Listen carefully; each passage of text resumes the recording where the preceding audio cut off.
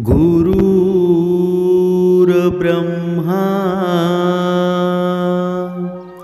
गुरुर्विष्णू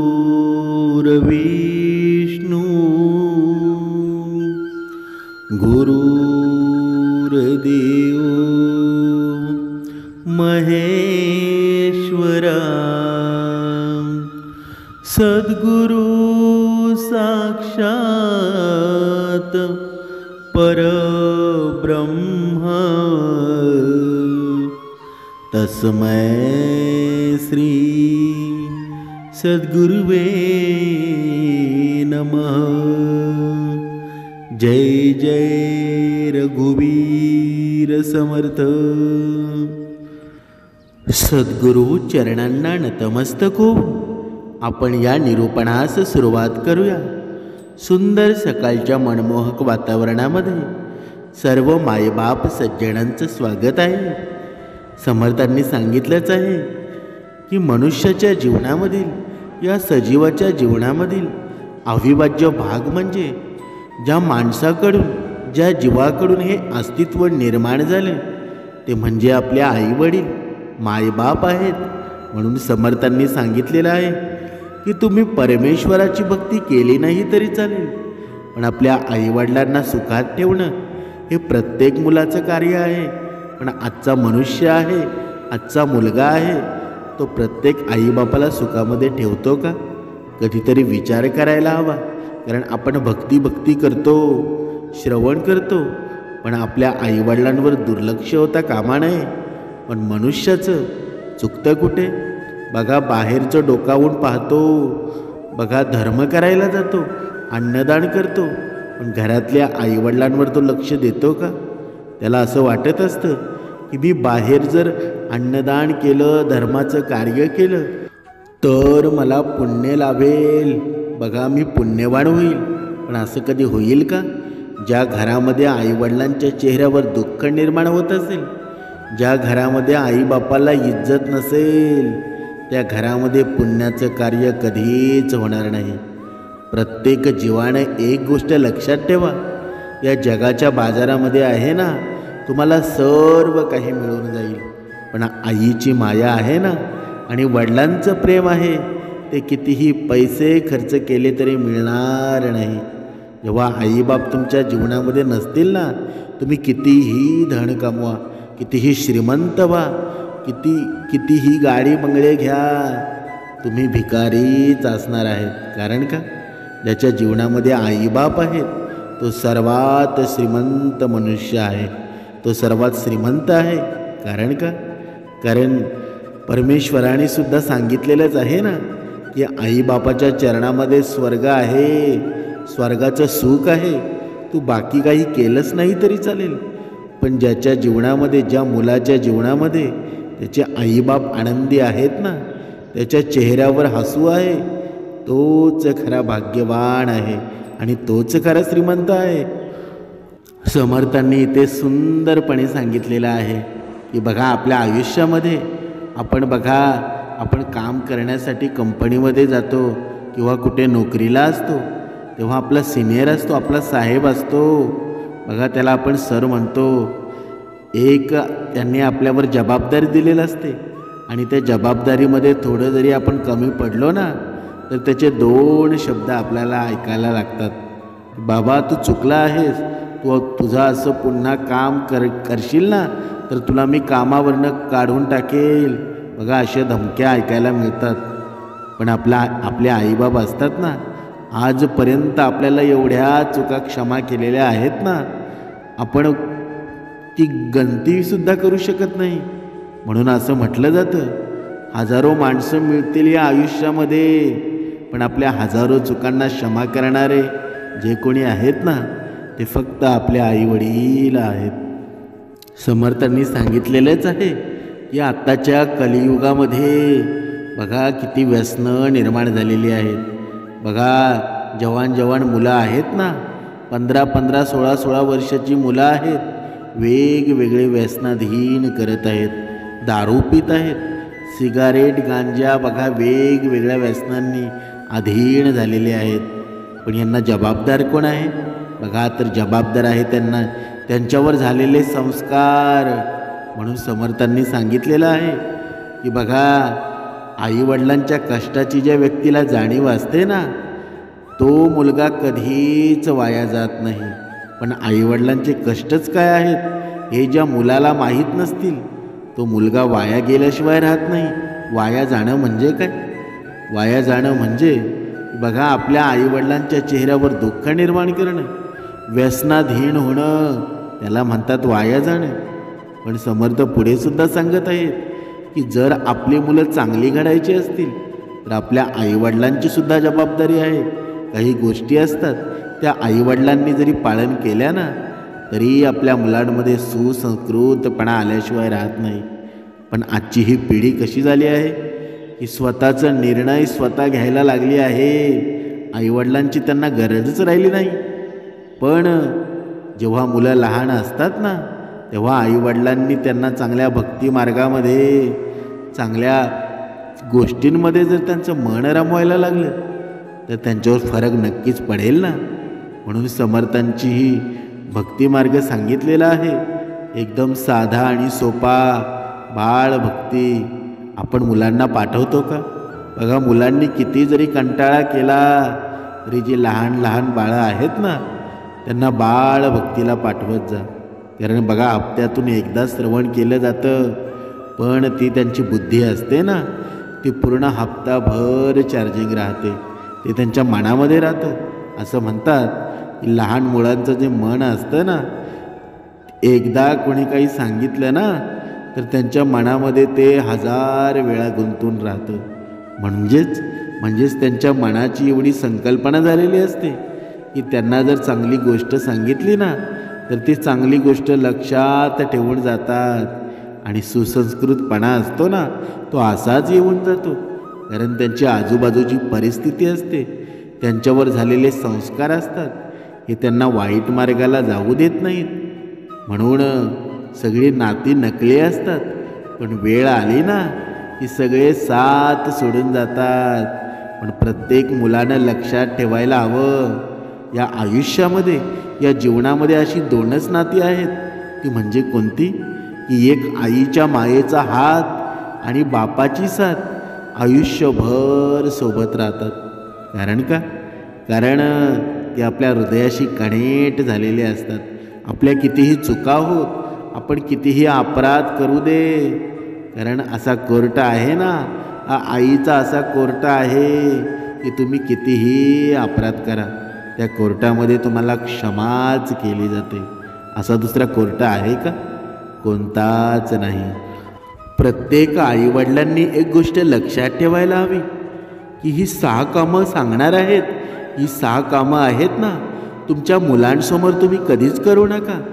तुमची मुलं कधीच बिघडणार नाहीत. एकदा एक माणूस त्याच्या म्हाताऱ्या गाईला जंगलामध्ये सोडून निघून जातो आणि बिचारी गाय असते, ती खूपच म्हातारी झालेली असते आणि तिला व्यवस्थित चालायला सुद्धा जमत नव्हतं.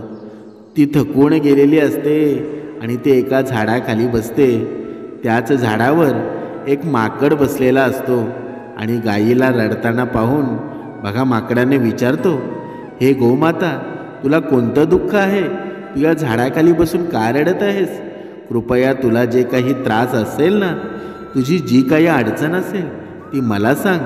जर माझ्याकडे तुझ्या या समस्येवर काही उपाय असेल, समाधान असेल, तर मी तुला नक्कीच मदत करेल.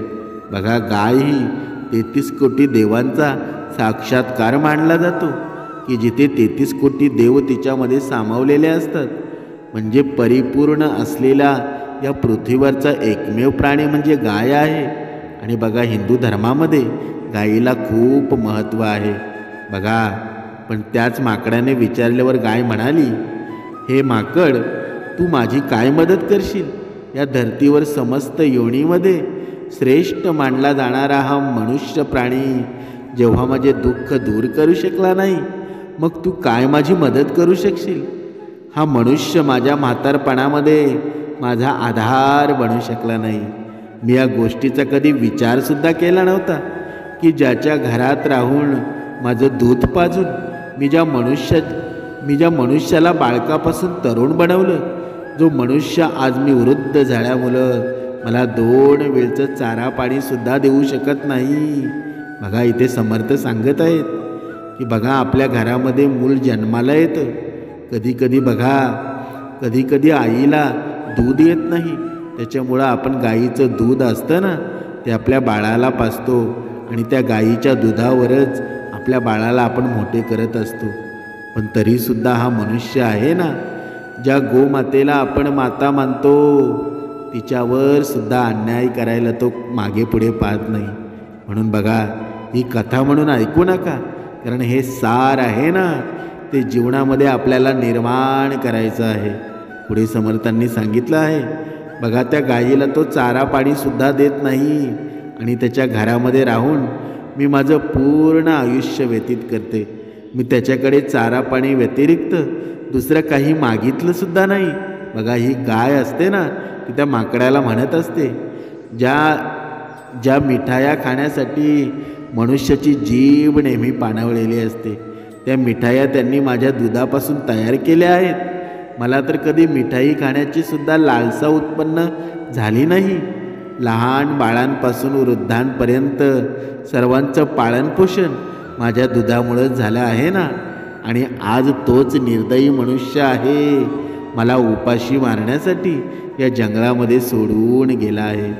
बघा जास्तीत जास्त 1 ते 2 वर्ष मी आणखी जगले असते आणि 1-2 वर्षामध्ये मी त्यांचं इतकं काय खाल्लं असतं. मी माझ्या पूर्ण आयुष्यामध्ये जेवढं दूध त्यांना दिलं आहे ना त्यांच्या 1% सुद्धा मी त्यांचं खाल्लं नाही. परंतु तो लालची मनुष्य मला तेवढे सुद्धा खायला देऊ शकला नाही आणि आज ते मला मारण्यासाठी या जंगलामध्ये सोडून गेले आहेत. बघा या जंगलामध्ये एखादा जंगली हिंसक प्राणी माझ्या म्हाताऱ्या शरीराची दुर्गती करून निघून जाईल. किती मतलबी आहे हा माणूस. आणि जेव्हापर्यंत मी दूध देत होती तेव्हापर्यंत मला खायला प्यायला दिलं आणि जेव्हा मी म्हातारी झाली तेव्हा मला मरण्यासाठी सोडून निघून गेला. आणि हाच विचार करत मी इथे बसले आहे तेव्हा माकड म्हणाला, हे ताई मला तुझं हे दुःख ऐकून खूप जास्त वाईट वाटत आहे. मी तुझं हे दुःख दूर तर करू शकत नाही, परंतु मी तुझं सांत्वन नक्कीच करू शकतो. ज्या मनुष्याबद्दल तू बोलत आहेस ना तो मनुष्य त्याच्या सख्या माणसांचा सुद्धा झाला नाही, मग तुझा कसा होईल बरं. बघा मी तुला एक कथा सांगतो, लक्षपूर्वक ऐक की माणूस किती मतलबी आहे. तुला ही कथा ऐकल्यानंतर तुला सर्व काही समजून जाईल. बघा तो माकड आहे ना या गोमातेला कथा सांगत आहे. बघा लक्षपूर्वक ऐका, कारण या कथेमध्ये एवढं सार आहे ना तुमच्या जीवनामध्ये नक्कीच तुम्हाला जागृत करेल. तुमची मुलं तुम्हाला कधी सोडून जाणार नाहीत. बघा एका गावामध्ये एक शेतकरी आणि त्याची बायको राहत होती. त्यांचा एकुलता एक मुलगा होता. मेहनत मजुरी करून त्यांनी त्याच्या मुलाला शिकवलं आणि शिकवल्यानंतर तो एका शहरामध्ये जाऊन चांगली नोकरी करू लागला. तिथे राहून त्याने एक सुंदर मुलीसोबत विवाहसुद्धा केला आणि शेतकऱ्याच्या मुलाला 5 वर्षाचा एक मुलगा होता. शेतकऱ्याचा एक मुलगा त्याच्या बायकोसोबत आणि मुलांसोबत खूपच आनंदाने राहत होता आणि गावाकडून शहरात येऊन बरीच वर्ष झाली होती. गावाकडे त्याचे म्हातारे आईवडील त्याची आतुरतेने वाट पाहत होते, परंतु तो त्याच्या आईवडिलांना विसरला होता. परंतु तो त्या म्हाताऱ्या आईवडिलांना त्याच्या मुलाची नेहमी काळजी लागलेली असायची. इथे समर्थांनी सांगितलेलं आहे की आईवडील बघा आईवडील असे असतात ना, मुलांनी त्यांच्यासोबत कितीही दुःख देण्याचा प्रयत्न केला, कितीही छळ कपट करण्याचा प्रयत्न केला, तरीही त्यांचं मुलाप्रती वागणं असताना अतिशय प्रेमाने असतं. कितीही दुःख जरी मुलाने दिला ना तरी मुलाचं कसं भलं होईल याचाच त्यांच्या मनामध्ये विचार असतो. बघा मुलगा त्यांना एक वेळसुद्धा पाहायला आलेला नसतो, तरीसुद्धा आपला मुलगा कुठे आहे अशी आस धरून ते बसलेले असतात. पण हल्लीची मुलं तशी आहेत का? म्हणून हे जोपर्यंत या मुलांना समजत नाही ना तोपर्यंत परमेश्वर आहे काय, भक्ती आहे काय, कितीही तुम्ही बाह्य रंगाचा परमार्थ केला, कितीही तुम्ही धन दौलत असली तरीही त्याचा काहीही फायदा नाही. बघा, आपण पाहत होतो त्या आईवडिलांना त्या मुलाची आठवण येत होती आणि एके दिवशी त्या म्हाताऱ्या आईवडिलांनी विचार केला की मुलाला पाहून खूप वर्ष निघून गेले आहेत, तो इथे तर इकडे येत नाही, मग आपणच त्याच्या जवळ जाऊया. आणि हाच विचार करून ते दोघे वृद्ध माता पिता असतात ना, ते आपल्या मुलाला भेटण्यासाठी शहराच्या दिशेने जातात. आणि म्हातारपणामुळे ते एवढे कमजोर झालेले असतात ना, डोळ्यांना व्यवस्थित दिसत सुद्धा नव्हतं. हातापायांमध्ये आता पूर्वीसारखी शक्ती राहिलेली नव्हती. नेहमी जेवत असताना त्यांचे हातपाय थरथरायचे. मुलाला भेटण्याच्या या आनंदाने त्यांच्या शरीरामध्ये एक वेगळीच शक्ती आलेली होती, वेगळीच शक्ती संचारलेली होती. आणि शहरामध्ये बघा जातात आणि शहरामध्ये गेल्यानंतर त्या म्हाताऱ्या आईवडिलांनी जेव्हा त्यांच्या मुलाला, या नातवंडाला पाहिलं आणि सुनबाईला पाहिलं, तेव्हा त्यांना खूप आनंद झाला. दोघेही म्हातारे आईवडील त्यांच्या मुलांसोबत तिथेच राहू लागले आणि काही दिवसांपर्यंत त्या मुलाचा आणि सुनबाईचा व्यवहार व्यवस्थित होता. परंतु जसे जसे काही दिवस व्यतीत झाले ना, तेव्हा सुनबाई त्यांच्यावर चिडू लागली. ते दोघेही सुनबाईला आता ओझं वाटू लागलं होतं. बघा, इथे सुंदर आपल्याला एक उदाहरण आहे की जेव्हा खेड्यामध्ये बघा सूनबाई आणि मुलगा राहत असतो, पण जेव्हा त्या मुलाला जॉब व्यवस्थित लागतो तेव्हा ते शहरामध्ये जातात. आणि असं म्हणतात की माणूस जेव्हा शहरामध्ये जातो ना, तेव्हा एकटा होऊन जातो, त्याला माणसांची गोडी राहत नाही. आणि जोपर्यंत आपल्या गावाला असतो ना, तो माणसामध्ये असतो. कारण जरी त्याच्या आजूबाजूला बघा असणारी माणसं असतात, बघा सकाळ संध्याकाळ एकमेकाला विचारपूस करत असतात, पण शहरामध्ये ते वातावरण असतं ना, बघा एकदा त्या फ्लॅटमध्ये गेलं ना की माणूस तिथे असा कोंबून जातो ना की बाहेर बघा दरवाजा बंद असतो, त्या बंद दरवाजामध्ये खोलीमध्ये एक कोंबून जाण्याचा मार्ग, हवा बाहेरची येत नाही, आतली हवा बाहेर जात नाही. मग तो माणसामध्ये राहील का? त्याला त्याचे आई वडील काय, सासू बघा, तो जो मुलगा असतो ना आईवडिलांपासून खूप दूर गेलेला असतो, त्याला त्याची बायको, मुलं हेच दिसतात, पण आपल्या आईवडिलांच्या अश्रू कधी दिसतील का? कधीच दिसणार नाही. बघा, आपण पाहत होतो त्या सुनबाईला आता त्यांचं ओझं वाटू लागलं होतं आणि त्यांना त्यांच्यासाठी जेवण शिजवणं, त्यांची उष्टी भांडी धुणं, कपडे धुणं तिला बिलकुल आवडायचं नाही. तिला सर्वात जास्त त्रास त्यामुळे वाटायचा की जेव्हा ते म्हातारे आईवडील जेवायचे तेव्हा त्यांचे हात थरथरायला लागायचे. त्यामुळं काही ना काही लादीवर पडत असे आणि कधी दूध पडत असे तर कधी भाजी भात पडत असे आणि ज्यामुळं लादी आणि टेबलावर घाण होत असे. त्यांच्या या वागणुकीमुळं मुलगा आणि सुनबाईला खूप जास्त राग यायला लागला होता. आणि एके दिवशी सुनबाई शेतकऱ्याच्या मुलाला म्हणते, हे बघा आता खूप झालं, एकतर मी तुमची पूर्ण सेवा करत असते, तुमची उष्टी भांडी धुवत असते, परंतु आता तर हद्दच झाली आहे. तुमच्या आई वडील आहेत ना, खूप जास्त घाण करत आहेत आणि माझ्याने हे शक्य होणार नाही. एकतर तुम्ही यांच्यासाठी काहीतरी दुसरी व्यवस्था करा, नाहीतर त्यांनी केलेली घाण मी अशीच ठेवेन. मी आता साफसफाई करणार नाही, मला सारखी साफसफाई करायला कंटाळा येतो. बघा, तेव्हा तो नवरा म्हणाला, तू काळजी करू नकोस, मी आत्ताच त्यांची काहीतरी व्यवस्था करून येतो.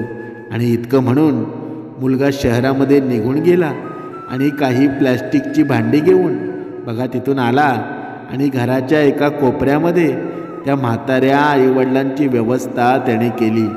त्या आईवडिलांना त्याच प्लॅस्टिकच्या भांड्यांमध्ये जेवण वाढत जायचं आणि म्हातारे आईवडील ज्या प्रकारे त्यांची भांडी धुवू शकत होते त्या प्रकारे त्यांची भांडी धुवत होते. नाहीतर त्याच उष्ट्या भांड्यांमध्ये त्यांना अन्न वाढलं जायचं ज्या प्रकारे आपण आपल्या घरामध्ये एखाद्या पालतू प्राण्याला वेगळ्या भांड्यामध्ये जेवण देतो ना, त्याच प्रकारे त्या म्हाताऱ्या आईवडिलांना भांडी होती. बघा, इथे श्रवण करत असणारे काही भक्तसुद्धा आहेत की त्यांच्या घरामध्ये सुद्धा अशा प्रकारचे व्यवहार चालू आहेत. पण जोपर्यंत या आपल्या आईवडिलांसोबत अशा गोष्टी घडत असतील ना, तोपर्यंत तुम्ही कितीही परमार्थ करा, कितीही भजन करा, कितीही कीर्तन करा, कितीही श्रवण करा, कधीच तुम्हाला पुण्य लाभणार नाही. बघा, त्यांची ती भांडी होती ना, ती कधीच धुतली जात नव्हती किंवा तिथे जिथे राहत होते ना त्या जागेची स्वच्छतासुद्धा केली जात नव्हती. ते दोघेही म्हातारे आईवडील एका कोपऱ्यामध्ये बसून गुपचूप जेवण जेवायचे. आणि मुलाच्या आणि सुनबाईच्या वागणुकीमुळे त्या दोघाही वृद्ध आईवडिलांच्या डोळ्यामध्ये पाणी यायचं.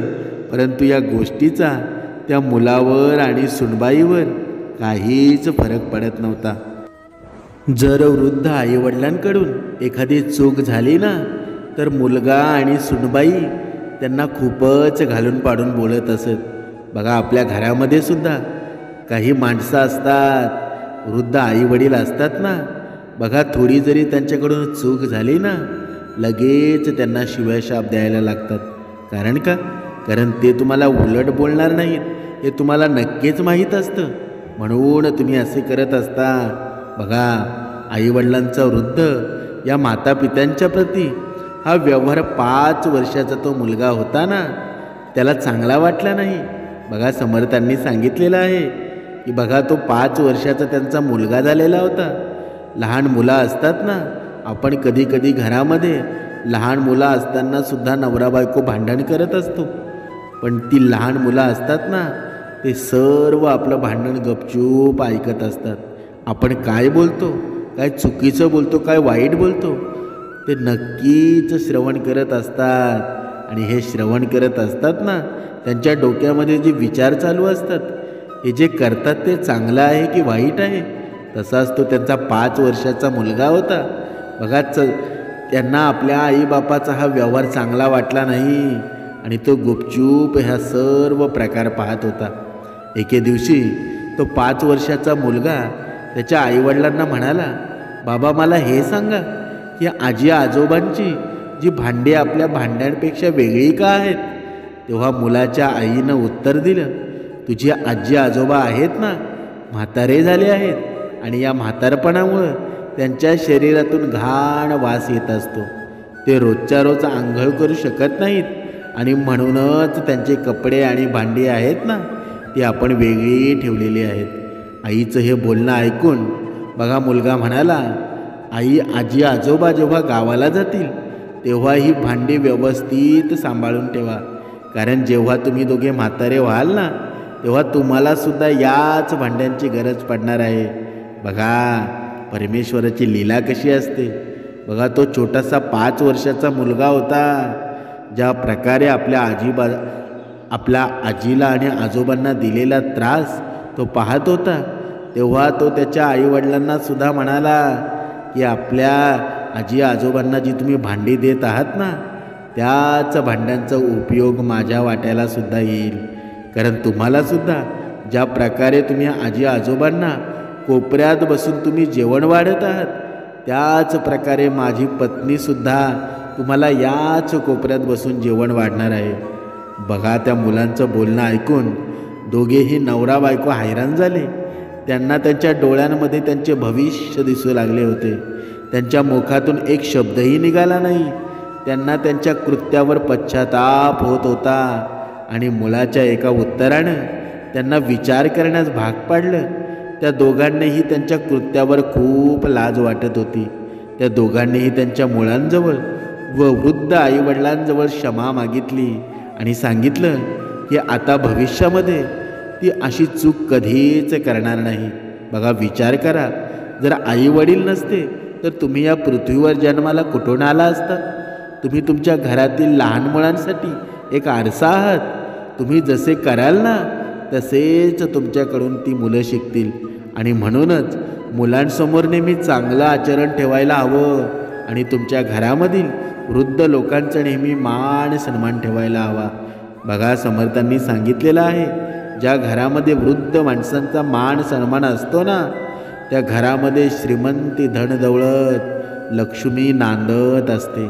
आणि जिथे बघा या वृद्ध लोकांचा मान सन्मान केला जात नाही ना, तिथे लक्ष्मी येते, पण जिथे लक्ष्मी येऊन थारात धरत नाही, तिथे बघा आजारपण जडलेले असतात. आपल्या मुलाला आजारपण, बायकोला आजारपण, बघा सर्व काही अहंकाराने नाचलेलं असतं. म्हणून जर तुम्हाला असं वाटत असेल की म्हातारपणात तुमच्या मुलांनी तुमची चांगली काळजी घ्यावी, तर या गोष्टी नेहमी लक्षात ठेवा. आणि म्हातारपण आपल्या आयुष्याचा एक अविभाज्य भाग असतो. आणि ज्याला इच्छा नसताना सुद्धा आपल्याला स्वीकारावं लागतं ना. म्हातारपणात शरीर शिथिल बनतो, हातपाय व्यवस्थित काम करत नाही, ज्यामुळं आपल्या सर्वांना खूप अडचणींचा सामना करावा लागतो, अपमानित व्हावं लागतं, अनेक कष्टांपासून, रोगांपासून पीडित राहावं लागतं. आणि अशा परिस्थितीमध्ये जर मूळबाळ कुळक्षणी असेल, तर मग हा त्रास आहे ना कित्येक पटीने वाढून जातो. जो जिवंतपणे नरकासमान यातना आपल्याला देत असतो. जितकी मर्जी असेल तेवढं धन कमवा, जेवढे वाटतील तेवढ्या सुखाच्या वस्तू एकवटून ठेवा. परंतु यासोबतच एक काम नक्कीच करा, जो खूप महत्त्वपूर्ण आहे. आणि तो काम आहे तुमच्या मुलांना सुलक्षणी बनवणं. कारण मुलाला चांगल्या संस्कारांनी संपन्न ठेवणं ही काळाची गरज आहे. समर्थांनी सांगितलंच आहे की आपल्या महापुरुषांबद्दल त्यांना सांगणं, रामायण, महाभारत, बघा हे ग्रंथ लिहिलेले आहेत ना, त्यांच्या आदर्शावर तुम्ही चालणं आणि मुलांना चालायला लावणं, हेच आहे ना धर्माचं कार्य, हीच आहे ना भक्ती. जर तुम्ही असं केलं नाही ना, तर तुमच्या म्हातारपणाची तुमची दुर्गती होणं 100% आहे. तुम्ही समजून जा, तुमच्या म्हातारपणात सुद्धा हेच होणार आहे. बघा तुमच्या आता लक्षात नसेल, पण इथे सांगणं अनिवार्य आहे की ही गोष्ट माकड त्या गोमातेला सांगत होता. पुढे माकड म्हणाला, हे गोमाता, आपल्यालाच तेच मिळत असतं जे आपण पेरत असतो. आणि जर आपण आपल्या वडीलधाऱ्या माणसांना त्रास दिला आहे, मग आपण सुद्धा सुखाची अपेक्षा करू नये. बघा, एक सत्य लक्षात ठेवा, ते कालही सत्य होतं आणि आजही सत्य आहे. आपण जर आपल्या आईवडिलांना जर त्रास देत असू ना, तर आपली मुलंसुद्धा तोच नियम आपल्याला लागू पडणार आहे. आपली मुलंसुद्धा आपल्याला त्रास देणार आहेत. तुमच्याकडे किती पैसा असू द्या, धन असू द्या, कितीही काही असू द्या, जे आपण दुसऱ्यासोबत केलं आहे तेच आपल्यासोबत घडणार आहे. असं म्हणतात की आईवडील हे देवा समान असतात. जर आपण देवाला त्रास देत असू ना, मग देव आपल्याला कधीच माफ करणार नाही.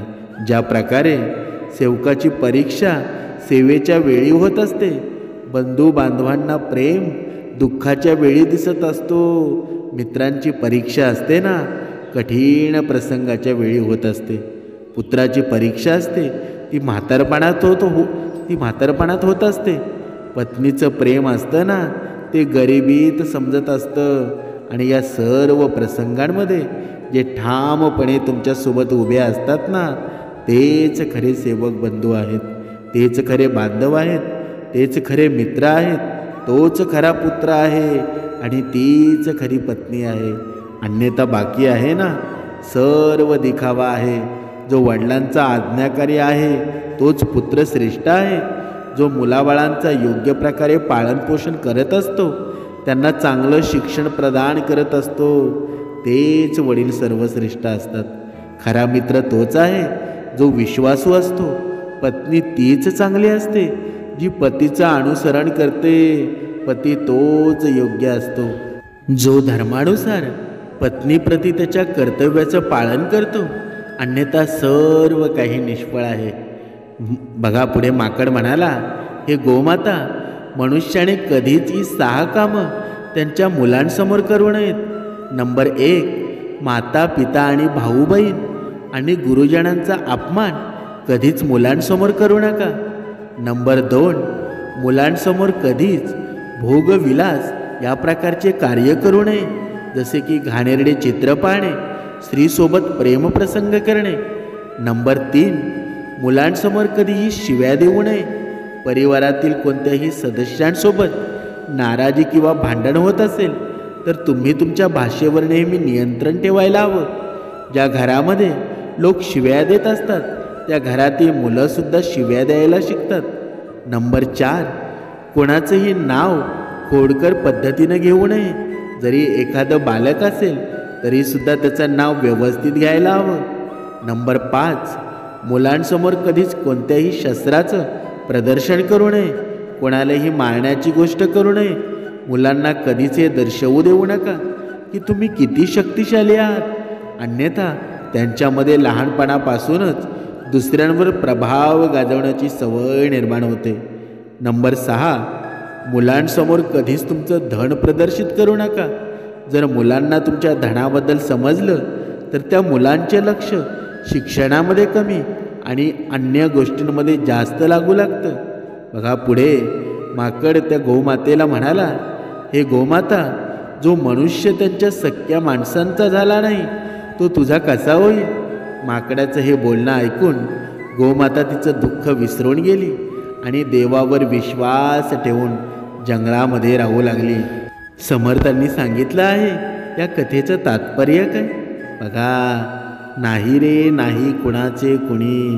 बघा किती सुंदर अभंग आहे.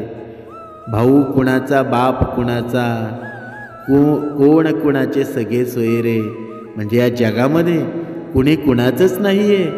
फक्त आपल्यासाठी एक नंबर आहेत ना, ते आपले आई वडील आहेत, माता पिता आहेत, सर्वश्रेष्ठ तेच आहेत. त्यांचाच नंबर 1 असतो आपल्या जीवनामध्ये. पण आपण त्यांना शेवटचा नंबर देतो आणि शेवटी आपल्या जीवनामध्ये दुःखच निर्माण होतं ना. म्हणून जर आपल्या आयुष्यामध्ये सर्वात जास्त जर कोणाला प्राधान्य द्यायचं असेल ना तर आपल्या आईवडिलांना द्या. स्वर्गसुखाची प्राप्ती आपल्या आईवडिलांच्या चरणामध्ये आहे. आणि जो मुलगा आपल्या आईवडिलांच्या चेहऱ्यावर दुःख आणत नाही तोच सर्वात सर्वश्रेष्ठ आहे. म्हणून समर्थांनी सांगितलेलं आहे, या जगामध्ये जर आपल्याला कोणी तारणारा असेल ना तर पहिले आपल्या आईवडील आहेत आणि दुसरी सद्गुरू आई आहे. हे 2च व्यक्ती आहेत हे आपल्या जीवनामध्ये भवसागर पार करून आपलं जीवन श्रेष्ठत्व निर्माण करणार आहेत. नाहीतर या जगामध्ये दुसरं कोणीही नाही, तुमच्या मदतीला कोणीच येणार नाही. जर तुम्ही संकटात असाल तर सद्गुरू माऊली, सद्गुरू आई तुम्ही हाक माराल तेव्हा धावून येईल. म्हणून विश्वास ठेवा, श्रद्धा ठेवा, 2 वेळची उपासना करा, श्रवण करा, तुमच्या जीवनाचं भलंच होईल. जय जय रघुवीर समर्थ.